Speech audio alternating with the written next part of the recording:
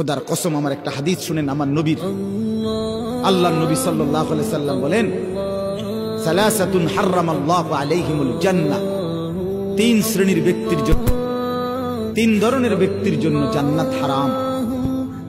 কি হারাম বলেন না? কি হারাম? জান্নাত হারাম। এক, মুদমিনু খামরিন, নবীজি বলেন মদখোর, মদ যে নেশাখোর, মদখোর, গাঁজাখোর, কুট্টাখোর, বাবাখোর, ডাইলখোর, এই হারামের জন্য জান্নাত হারাম।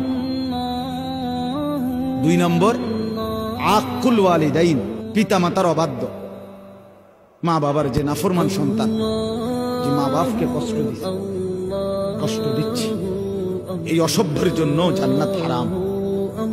তিন নম্বর, সবাই শুনেন মিয়া, অদাইয়ুস, নবীজি বলেন দাইয়ুসের জন্য জান্নাত হারাম। কার জন্য? এই দাইয়ুস কাকে বলে? নবীজি নিজে বলছেন এই হাদিসে, অদাইয়ুস আল্লাযী ইউকিররু আহলাহু আল খুবুসা।